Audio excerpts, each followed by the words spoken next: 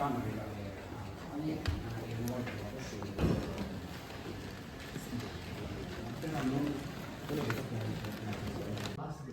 se fosse soldado, na hora de tomar banho, o método mais simples, como se estivesse no meio da campanha. Aqui vemos ele quando tinha 3 anos, a presa sobrava precisando por soldar, aqui só de prata, cada de prata direita.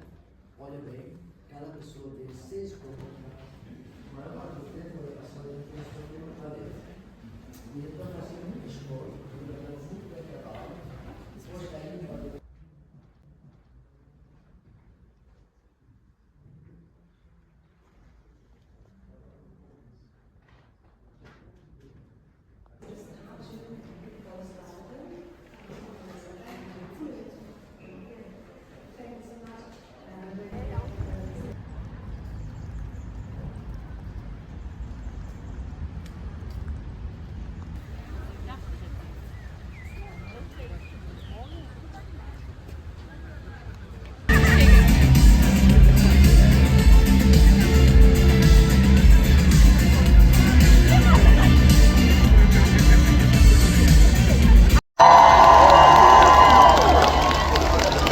Okay, what do you think about the Austrians?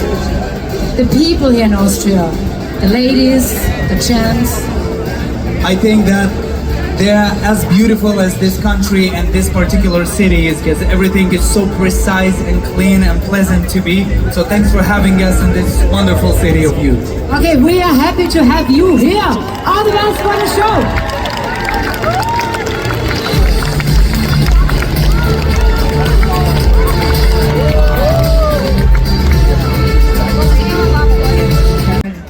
Yes, I'm so emotional. I can't believe that I'm experiencing this. It's amazing. I don't know what to say. I really got so emotional right now. Fertomu, Fertomu, Fertomu! Line in Italian. Scusi, c'è una bella discoteca qui vicino. Have you seen any discotheques here in Vienna? La più bella discoteca che ho potuto mai vedere in vita mia, eccola qui, davanti a noi.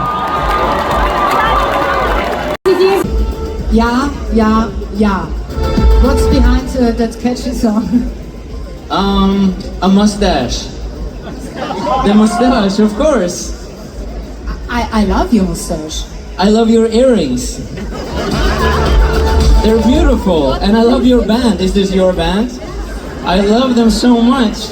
Can I try to play it real quick? Okay, hold this. Ladies and gentlemen, my band.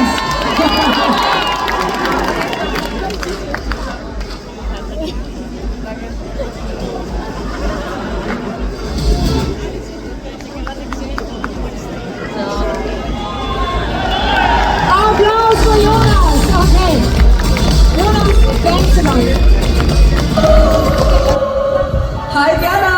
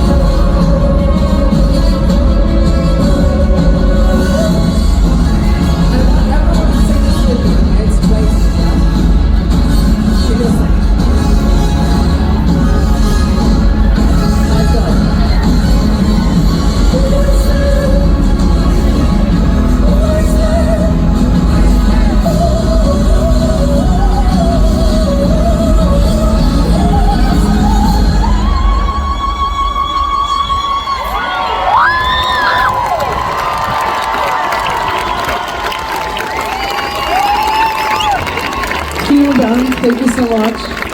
And have a great week. A big applause for JJ.